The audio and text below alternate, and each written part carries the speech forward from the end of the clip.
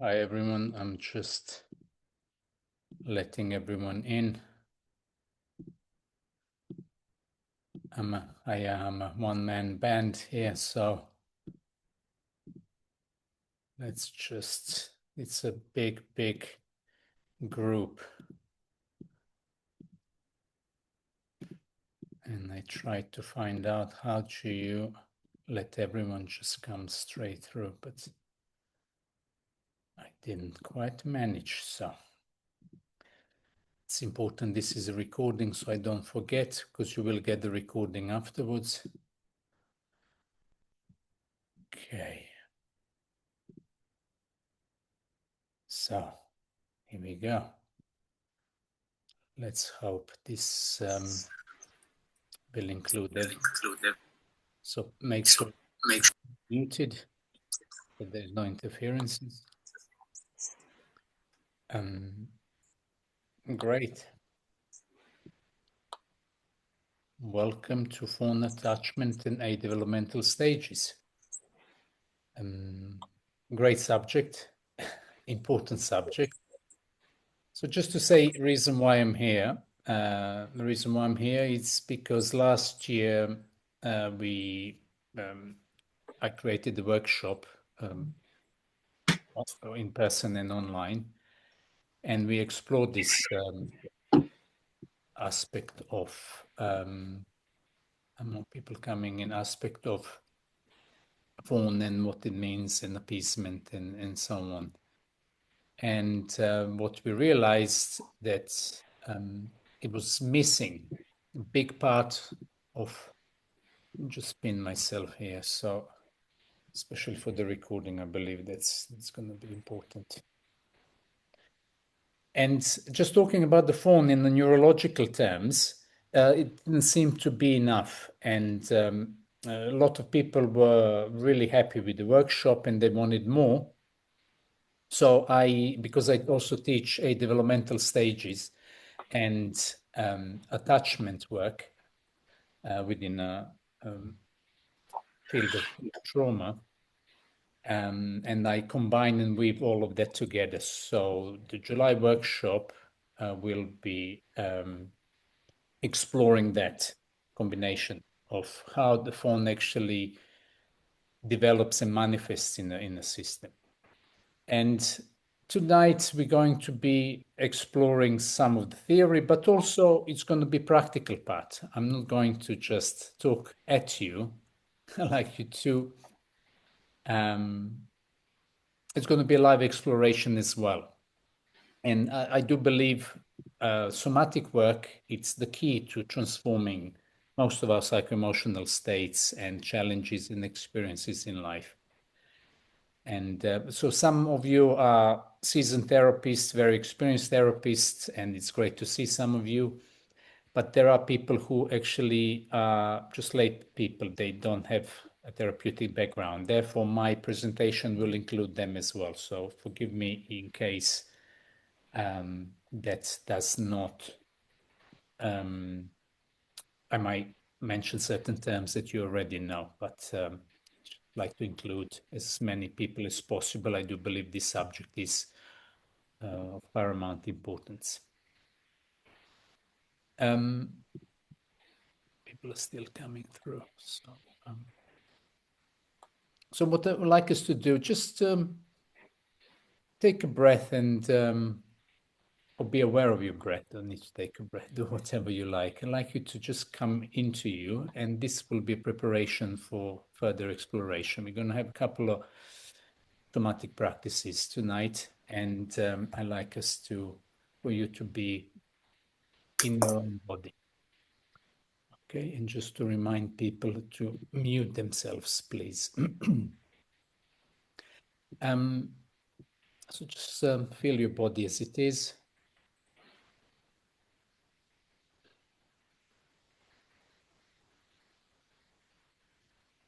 Connection with the chair, with the room.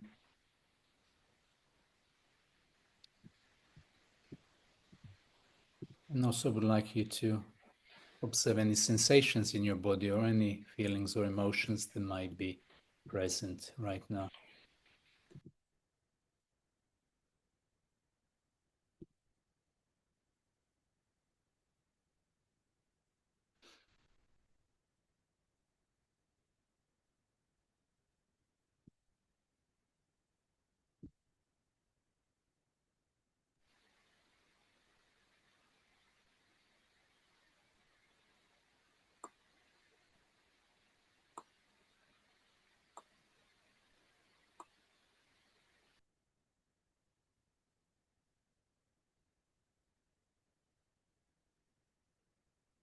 Okay.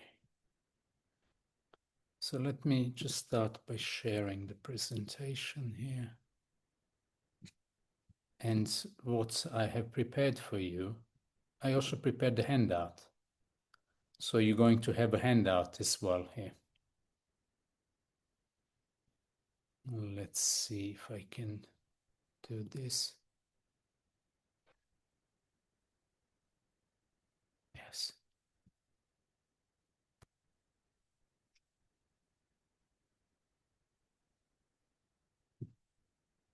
I can come out of this now.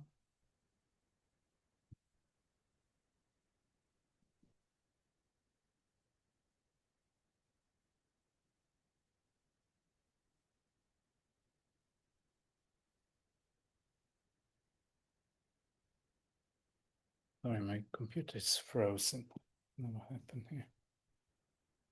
Can anyone hear me? Just. Yes. Yes. Okay.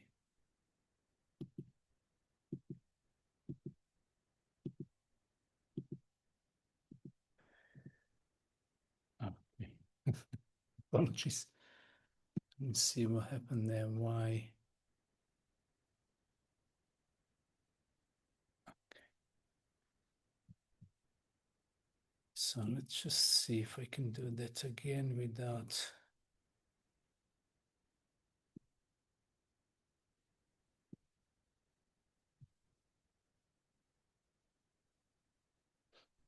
Okay, I'm going to try doing this in this way, because if the whole.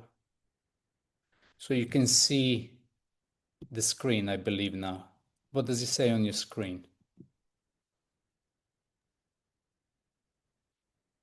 5 survival responses. Okay, so you can see that. Yes. Anything else? You can see me, anything else in the background that is affecting or not? It's okay, Cheda. We see the PowerPoint. Okay, good. So most of us know about fight, flight, and freeze responses. And these are kind of fundamental responses. Then we learned also that freeze becomes a faint when you go into syncope, meaning you lose consciousness and use awareness. So that's a deeper state of dorsal vagal arousal or shutdown. However, Fawn, I would regard Fawn as the first survival response. Different researchers, Paul Walker and some other people, put it as a fourth, fifth, and so on. But my own experience guides me, or clinical practice specifically, was guiding me to select Fawn as the number one response. And reason why, because fight, flight, freeze, or faint are usually momentary responses. They don't last very long time. They are below your conscious awareness. Your prefrontal cortex, your cognitive brain and mind will not be really engaged with these responses. With Fawn, there is a different strategy. There are different brain circuitry that are involved in this. So, interesting part of Fawn is that this aspect of appeasement or pleasing or minimizing oneself or becoming invisible to extent requires your prefrontal cortex, requires your awareness and judgment of the situation and how you can use the words, not just deep anatomical responses. Okay, and to me that was very fascinating to discover. Further on, what I see that with the Fawn, when it becomes more visible to us, and most people are not aware of Fawn, it's actually interwoven into your fabric of your life in a way. So your character actually is deeply influenced by potentially Fawn. And we're going to see that later on. Your behavior patterns, your reactions and responses are very closely related to how Fawn is present in your body. Important thing to say about Fawn is that it's not a mistake. It's not a personality flaw. Okay, it's the intelligent response of the nervous system, like all the other survival responses. Okay, and the difference here is that it's conditioned differently. Fight, flight, freeze, and faint will be developed in an instant because there was overwhelming threat or specific threat that your body needs to be protected from and responds to. Fawn develops due to conditioning, due to being exposed to the particular circumstances that will develop that strategy long term. Okay, so you won't be fawning just accidentally once, but nearly every time that you're faced with particular circumstances. And there doesn't need to be a life-threatening circumstance. It can be a social circumstance, can be relationship, can be work-related. It's across the wide range of human experience this actually occurs. And so to me it was really fascinating. And in our work, we work, or I'm trying to bring that to a deep awareness, and some of these workshops are gearing towards that. And so I'm just going to give you some brain science around this, and that obviously most of you, I'm not going to do obvious because some of you are not practitioners. Amygdala is a part of the brain within the limbic system, midbrain area, that regulates our threat response. It's kind of a threat detection system, and it's a amygdala cortex. It's much larger than, and they're small 2 almond shape structures on bilaterally with the part of the limbic system. And the amygdala, obviously, it's in high alert when you feel threat. Okay, so in the Fawn, amygdala is very much aware and present and activated. As a matter of fact, what we're finding, the amygdala really affects the hypervigilance, and hypervigilance is the part of the fawning and appeasement response as well. However, you also have hippocampus, that it's a memory center within the same region that is responsible for the memory and the vestibular balance system and the proprioceptive system, etc. However, the memory of the hippocampus and the amygdala are firing in particular way together with the prefrontal cortex and anterior cingulate cortex. I'm not going to go in all of that, but just to give you a little bridge and connection between your conscious volition or desired movement and choice that you're making when you're appeasing, when you're fawning. And for me, it's the great opportunity and the key at the same time. How do you change that? How do you reorganize that response and your behavior, even more importantly? And that is not just through some somatic practice, which is great, and we're going to do some of that today and in a workshop.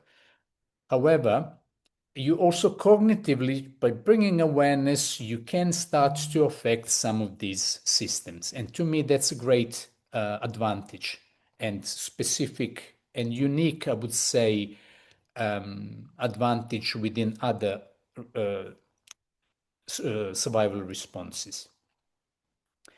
And then we also have a polyvagal theory, and most of you know about polyvagal theory. There is more than one branch of the vagus nerve. And Porges talks about, and I love polyvagal theory, even though it's incomplete, but clinically it's fantastic. And Porges talks about the ventral vagal, social engagement, and dorsal vagal, which is more of a dissociation and shutdown, and the sympathetic arousal as well. What Fawn is, it's actually state in between. So engage is sympathetic arousal, engages the ventral vagal state, so social engagement. So you are with someone engaged in particular communication or connection. And also you are dissociating. But you're not dissociating from the environment in which you find yourself. As a matter of fact, on the contrary, you're very acutely aware, you're hypervigilant about the environment, but you're dissociating from yourself, okay? From your needs, from your desires, your own body, and your own identity in a way, in order to pacify, to please, to feel safe, and in a way, in order to control things, which is paradoxical. So, yeah, I find that incredibly interesting. And when you work with this, especially in couples, when we start working and pairing up and engaging with particular exercises, you can see that very strongly. So what I would like us to do now, I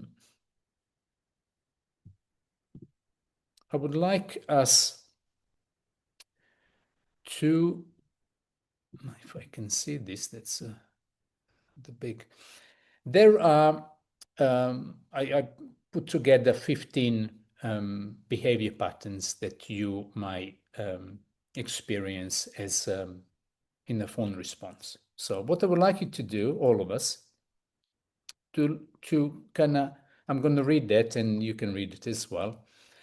And what I would like you to do, to put in the chat, where do you find yourself in these 15? You probably will have more than one. I certainly have more than one, but you know, quite different now than comparing 10 or 20 years ago. So if you're over-apologizing, okay, that's even if you haven't done anything wrong, or you have difficulty in saying what you actually want, or you are you're changing your preferences to match someone else's, or you might have a chronic tiredness, tension in the body, and that might be more general, but I will explain why that is. Because of the hypervigilance, because of the contraction and dissociation with oneself. Putting your own needs aside to make sure others feel comfortable, holding back your own opinions to avoid upsetting someone, feeling responsible for other people's moods, struggling to know where you know, where you and others begin in a way, in a relationship particularly. Difficulty saying no, fixing or rescuing others. You know, some of us have that significant thing. That's some of us out there became therapists. Constantly reading the room, that's the hypervigilance. Smiling and laughing while describing something painful, very common. By the way, that it's also the vagal response. And some of you who worked with me, I explained that in different workshops that, you know, you're discussing the harrowing story of something that happened to you and you're smiling. And in a way, you are neurobiologically influencing different parts of the brain and the vagus to regulate, rather than to start crying, going into the deep kind of emotional release, you would be smiling. However, if you would be laughing when nothing is funny and trying to please and placate everyone, then that's definitely related to Fawn. You know, hardly ever aligned to what you need and never showing anger, sadness, or some other emotions, and blaming yourself for how others treat you. So feel free, you don't have to, but it would be nice, interesting to see in the chat. Where are you? And is it more than one of these elements you're finding in your life?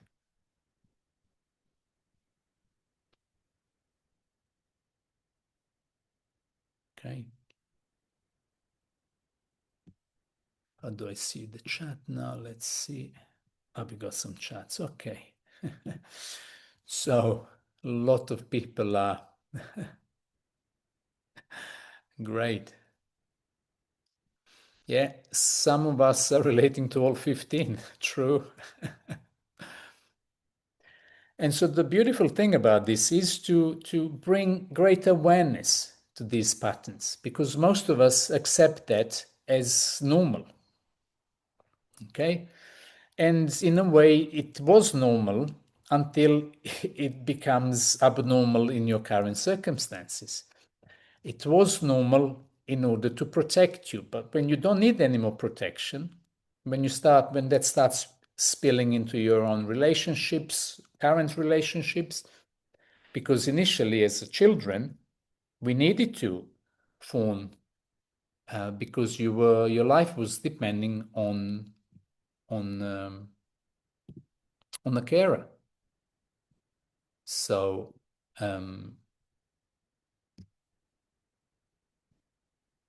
good. So I'm glad you are engaged. So let's go more further. So if there are any questions or comments, please save that for later on. I really want to hear others what you have to say, because that's important, really. This part of... And this thing is not working again, or is it?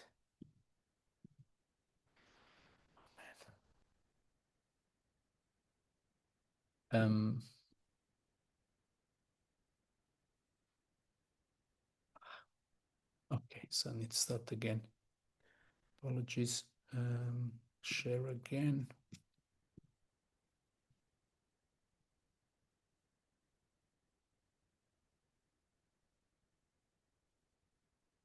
Okay, that's good.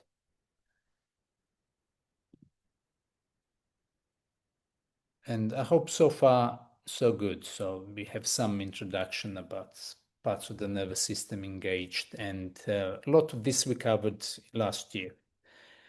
What we did not cover, I shared briefly, it's the attachment styles, and I trust some of you are familiar with that, but I do have some of the surprises as well. So you would have secure attachment, and secure attachment means that I can reach out for any connection, and I won't lose myself in that. And some of my connections with my early carer were safe and secure. I think very few of us have that totally. Some people are entering, so I need to let them in. And then a lot of us have anxious attachment. And so our connection feels urgent. I needed my mom, I needed a connection with her. She wasn't always available, and there would be a range of responses in the body. But once I would get hold of her, I wouldn't let go. So that would be the anxious attachment. And it's one of the Fawn's primary kind of roots, where the root of the Fawn comes. Then you got avoidance, where connection is risky. Okay, so I was hoping to connect with my mom, but she wasn't available, and then it was available, it wasn't. So I start to avoid deeper connection with my mom in order not to suffer another disappointment. And I'll manage on my own. I'll be independent. I can do that. So I'm avoiding deeper connections. That also is part of the Fawn response as well. Also, you would have the disorganized attachment. And these are the obviously lack of coherence. Then, one moment you were loved, at the moment you're not, etc. And that also would affect the Fawn response in the system, because you want to connect, then you can't, then you attach the little window of connection, you would grab onto that and then often suffocate that connection itself and then retreat and so on. However, developing further this work, you come across something called enmeshment. And enmeshment is part of the anxious attachment, but it can go into the other side of anxious attachment, where you are in such a great need of someone, then when you meet that someone, you would dissolve yourself into that person. Okay, you would merge yourself and you would lose yourself completely. And so that can be quite toxic and difficult for both. However, if you work through some of this stuff, and all of these attachment styles are not, none of us are like having 4 or 5 of these attachment styles exclusively. Potentially some of the attachment styles would be also mixed. We would have potentially secure, anxious, or avoidant, disorganized, etc., etc. But interesting thing about the enmeshment part of the anxious attachment is that you, with great awareness, can go into deeper intimacy with someone, even to a level of devotion, and still not lose yourself. Okay, so be connected and have deep intimacy, trust, and devotion, however, remain within your own boundaries. So ideally, that it's, I'm sure, quite challenging. I think very few of us have that, but in reality, that's what the nervous system is able to do, what some humans are able to do. So I just want to give you that distinction. And then we come to, and reason why that often happens is why different attachment styles happen. In my research, found the 8 developmental stages a long time ago by Erik Erikson, and I love his work. And I'm sure most of you are familiar with this. And he left such a deep imprint on me as I was going through my own personal work and working with others, that I needed to go deeper. And so this psychosocial format and the theory, in a way, was great, but for me it wasn't enough. So I created the course that actually embodies this. So automatically we go through, and I take a number of cohorts, and we went through that, through the embodiment. So, and I'm just going to mention a few of them quite briefly. I'm not going to go through all 8 of them. And some of these first 5, I would say, in my experience, stages, do crystallize, they select, crystallize, and form this fawn and appeasement and other responses in a system. And if you look at the stage 1, for example, which is from 0 to 18 months, the main emotions and feelings, a sense of trust versus mistrust. Okay, so this is kind of preparation, if you like, for fawning response. So if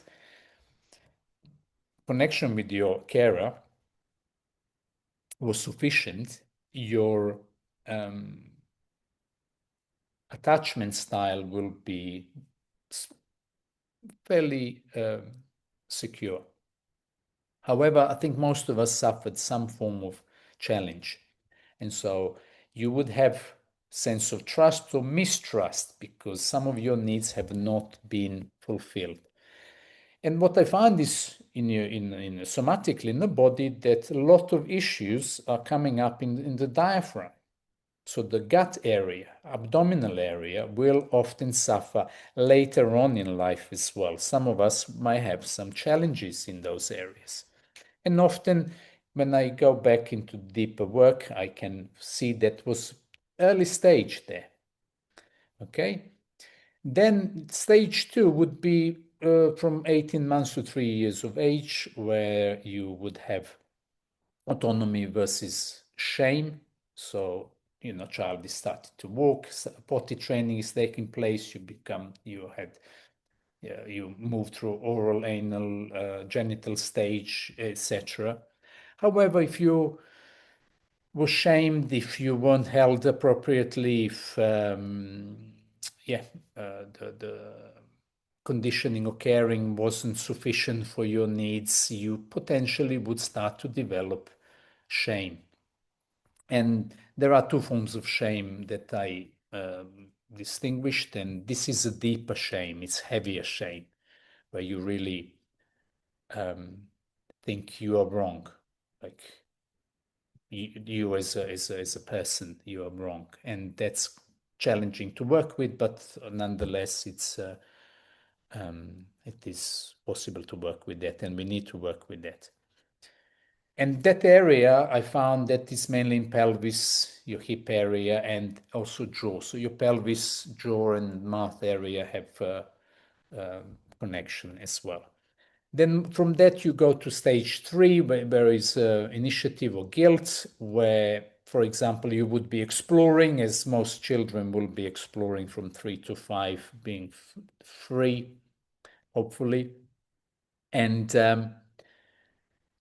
And then obviously you would do something wrong in those exploration, and you would be scolded or made feel guilty that you've done certain thing and so on. However, guilt in relation to shame is very different. Guilt is you understand that you've done something wrong, but shame is I am wrong, which is another level on that. And that guilt thing would be often in the chest area and the upper belly diaphragm again, because there would be a contraction in the system when someone scolds you and so on. The fourth stage would be the competence, and I put it here,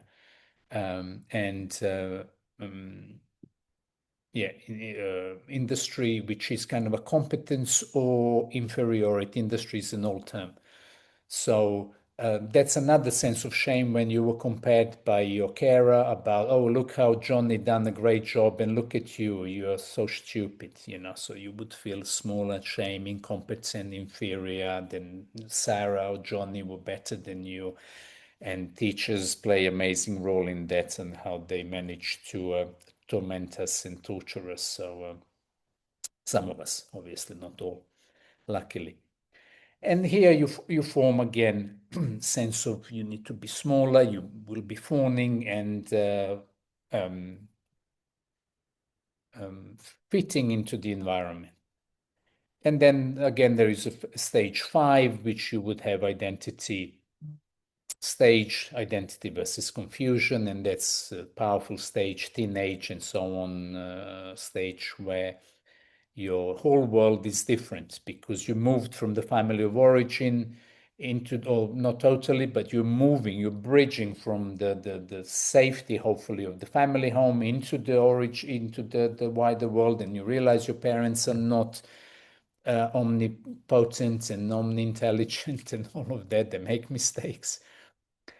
And however, in this stage, also hormonal shifts are happening. Biochemistry is huge here, and a lot of issues that we develop, it's in upper body again, the heart area, digestive issues, throat, shoulders, and sometimes the whole body, and certain pains might start to emerge in those stages as well. And so through some of these stages, what I noticed that people really form their character. they identify with particular things. So we have particular conditioning with our family of origin, but we also have conditioning of our larger community, and then the larger culture, religious elements, depends where we live. And that can be often incredibly disempowering and sometimes empowering. So, but nonetheless, most of these aspects are fairly invisible. Why would you smile when something is not funny, or as a matter of fact is painful to you, just to keep your mom and dad okay, or sibling, or a teacher, or someone like that? So why would you minimize yourself in a group if you feel insecure and so on, and because you didn't want to say something stupid? And so you keep nullifying yourself and minimizing yourself. So that's kind of the structure and the overview of what happens here. So on theoretical base, I think most of the things are there. I will tell you a couple of more things. But what I would like us to do, you probably are getting tired of me talking. So let's just do a little but important exploration here. So I would like us to actually connect with our body. Let's sit up again, or sit down, or do whatever you like. Make yourself comfortable. Feel your breath. Feel your connection with the floor, chair, room.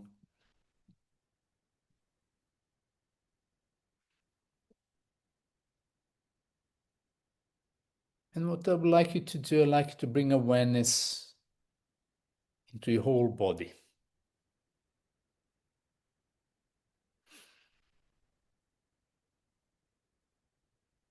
And softly, non-judgmentally, observe,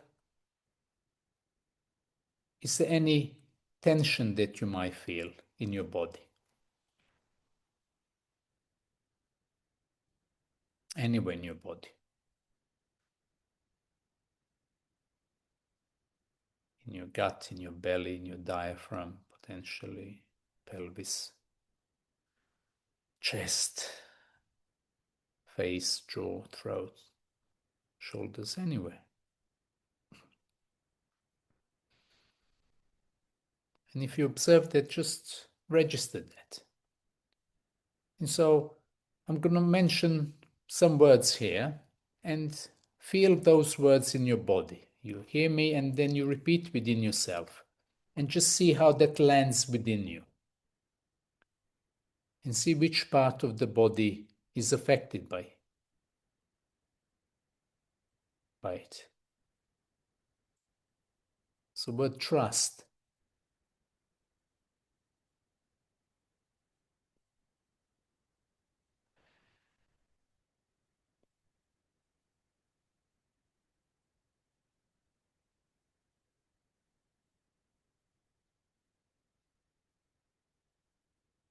Shame.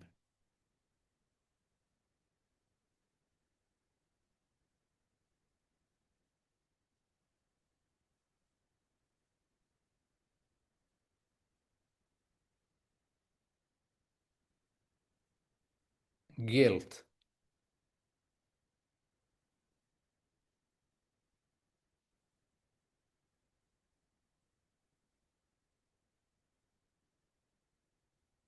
Competence.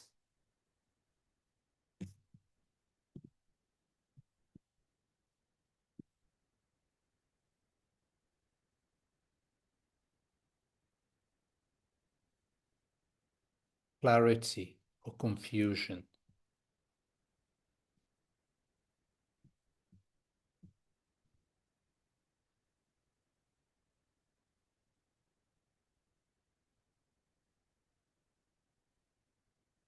And just feel the sensations in your body. What comes as the most dominant part? Might be more than one. And just embrace that.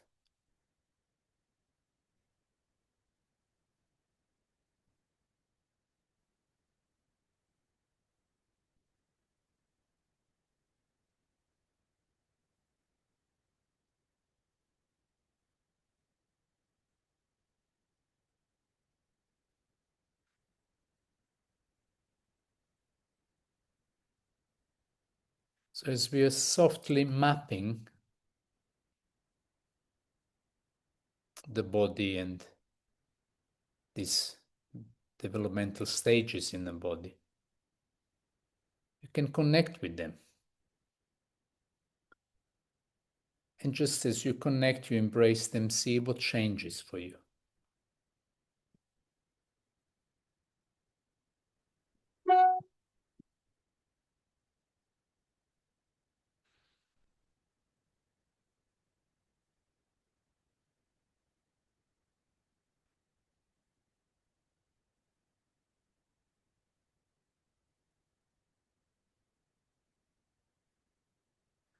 And so slowly, when you feel ready, let's come out of this.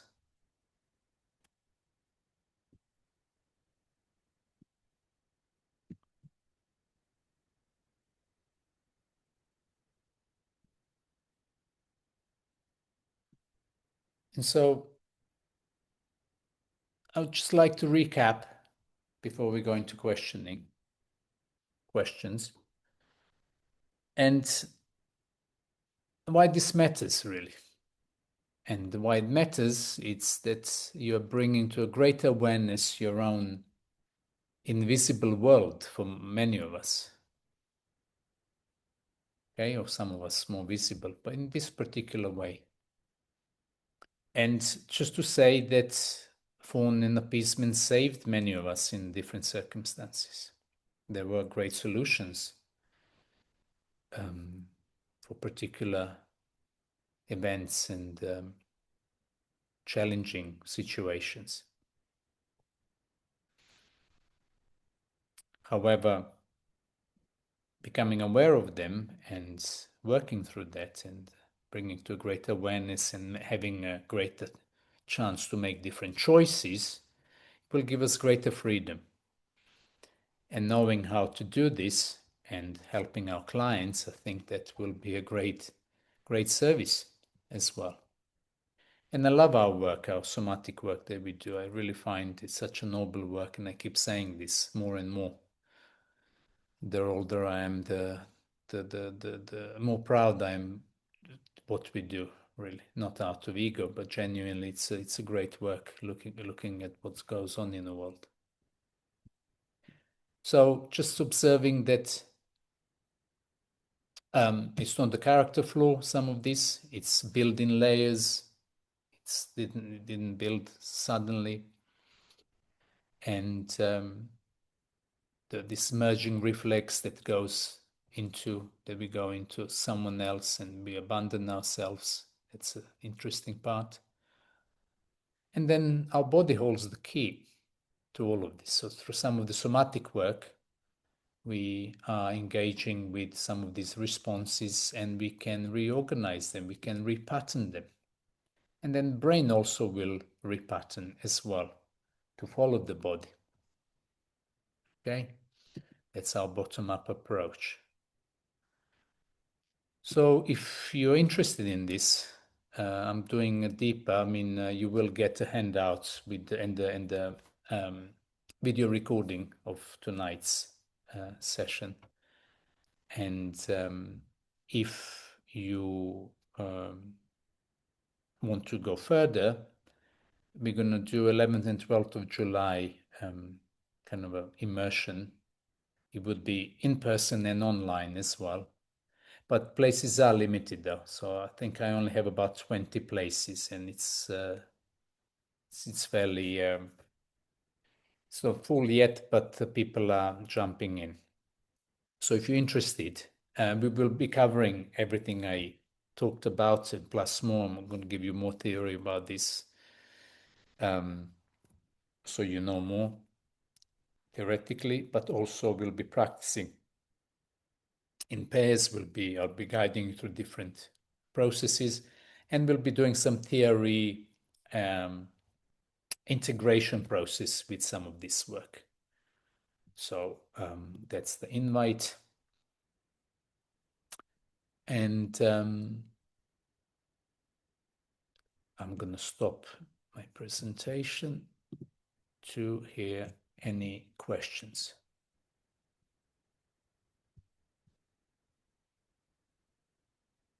Okay. So here we go. What I have here.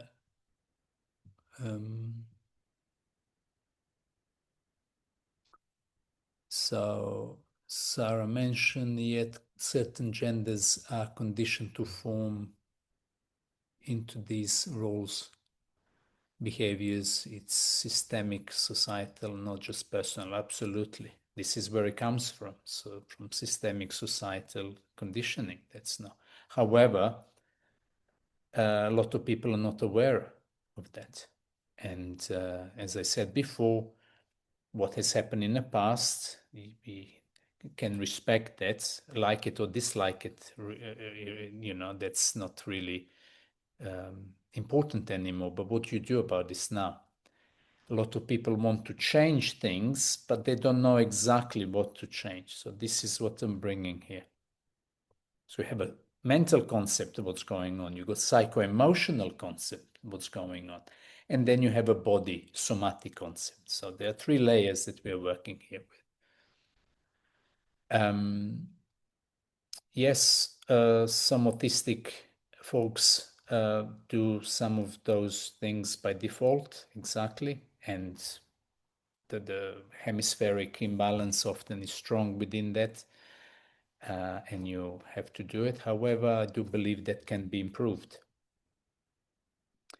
Lena says, I work with women and Fawn responses, and I love to learn more about how the hormonal shift in perimenopause changes it, because I've noticed the Fawn response starts to naturally shift and women can no longer appease in their 40s. Does that come up in the course? It does, because this what happens in your 40s. It's actually the 6th, 7th stage of Erickson's 6th and 7th stage. That also stage will affect your shoulders, levels of responsibility, connection with others, and often it's either connected with collapse, shutdown, or the reignition, new beginning, and all of that. So midlife crises are identity crises, like teenage crisis and middle life crisis. And it is hormonally regulated for both men and women, particularly for women. And we see this in perimenopausal, postmenopausal, menopausal.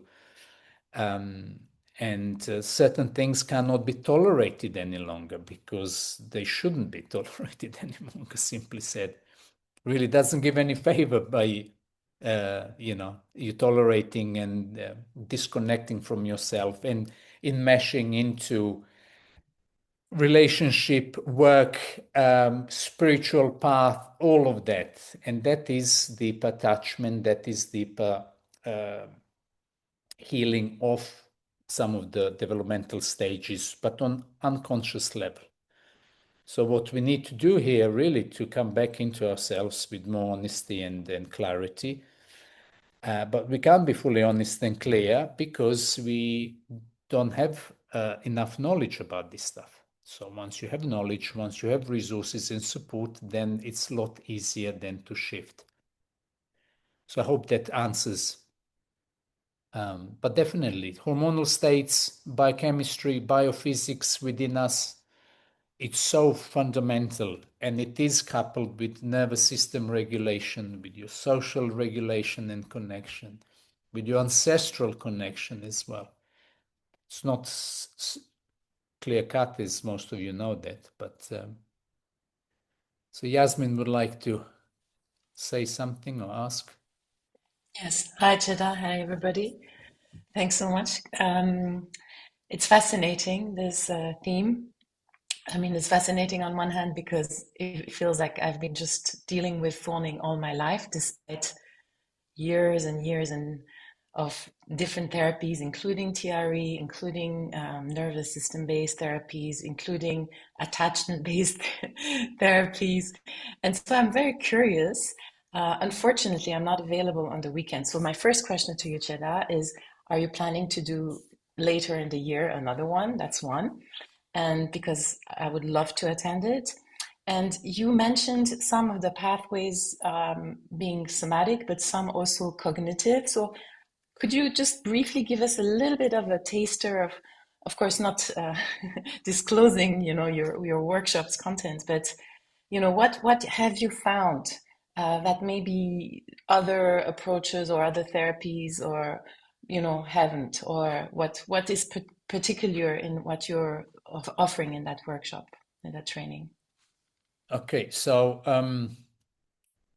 there are two questions. There are more, but let me just focus on two questions. So I will definitely, probably in December, I will do the continuation of this or repeat, because I didn't realize interest is going to be huge. I mean, I had like nearly 300 emails about this. So there are a lot of people who actually are becoming more aware of this. So I meant to do diaphragm workshop, but I think also I personally am going through different things, and usually when I teach something, it kind of reflects my own space, and I'm quite transparent. So probably I will see, because not everyone will manage. So it will be, whoever is the first, it will be first served basis. So probably December. Question two, I'm open. I mean, I'm not kind of hiding some stuff. So you have to pay for every penny. Like, no, I mean, I did mention prefrontal cortex, amygdala, and anterior cingulate cortex, which is part of the limbic system. And what we found that you can cognitively, if you have a safety, you have orientation, so the hypervigilance start to lower down. You have a resource of some kind, that's what we're aiming to establish. And part of the self-regulation or co-regulation is taking place. Already your ability for your prefrontal cortex and any cognitive input or exteroceptive input to land, because often you will have input, but because you're in shutdown, hypervigilance, you won't be able to perceive it or to receive it. So working with titration, giving specific cognitive cues on and stimulating cognition with some of the words that we've done here even. I did ask you at the very beginning, to look, to read as well. And what I would do maybe in the practice, a psychotherapeutic thing, to write down so you're engaging the Broca and the Wernicke areas in the brain as well. And so you become more clearer actually what is going on for you here. And again, that has to be held in safety with no judgment, because, as a child, there was a survival response. And so once that process takes place, so verbalizing, maybe writing it down, communicating, and then you go into feeling that on the psycho-emotional state, feeling in the body and feeling somatically. That's basically the foundation of what I will be doing in the course, and will be doing in pairs, and will be doing also individually. It's nothing hidden. And then we'll do TRE, our secret weapon there. That's actually, I apologize, I'm not going to use military fucking terms at all. So, and so it's not a weapon, it's an extraordinary solution that we have. It's a missing link, I believe. The TRE, as a matter of fact, as you connect with some of these different layers of your brain and the body, allows system to come into greater coherence. That's what TRE does. And so you will get faster through these processes. Also, yeah, some people doing a different work. I mean, different therapies they use. I find also people combine this with some of the psychedelic work works phenomenally well. Even recently, I have, facilitated some work, and the shifts were phenomenally fast, much faster, and awareness was much greater. And we obviously need to evaluate which clients can receive certain things, which are the pathways of reception, because not everyone will connect with specific therapy. What it might be the best therapy for me, but someone might not connect with it. So that's kind of short answer to that. Okay. So other questions, comments? Late in the year, yeah, the December is great potentially. Where do we find the handouts? I will be sending, actually I can do the handout here, hopefully. Can I do the handout here? I might send it also with the video recording. So let me see, will you offer German translation for the online workshop? I don't know how that works, but someone from Spanish speaking field asked me about this. So I need to look into that, because apparently you got now AI that translates simultaneously. So because the workshop also will be recorded, the segments of teaching segments will be recorded. So I will do my best to deliver in many languages. So I just need to, it's just technical skill that I need to develop. Okay, let me see if I can add.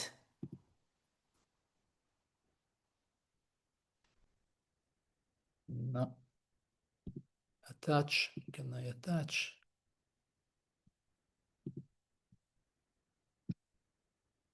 Here we go. Handout is gonna be in your chat here, so you can just download it right now. Some of you are already gone, but I will. It's uploading. Yeah, you should have it now. So that's kind of an overview of what we did, and if you don't want to do the workshop, you're gonna have a recording, you can play with that, develop your own. Just keep going. I really like that. Such a relatable and necessary topic to discuss. Yes, Kate, thank you. Absolutely, and this is all to bring, just to say, definitely women have been, put in that particular position in many cultures. However, us men suffer terribly. So I kind of like to go beyond that male and female thing, just as a human thing. We all fawn. It is protective, and we fawn in this world that it's really not supporting our innate greatness that we all have, and innate limitations that we all have. So both need to be supported. Okay, so I think this is okay. It's 8 o'clock now. Any other burning questions? Are the exercises based on theory? There would be different exercises. So we have done today some exploration that's not necessarily theory exercise, but there will be a theory exercise with some deeper inner inquiry.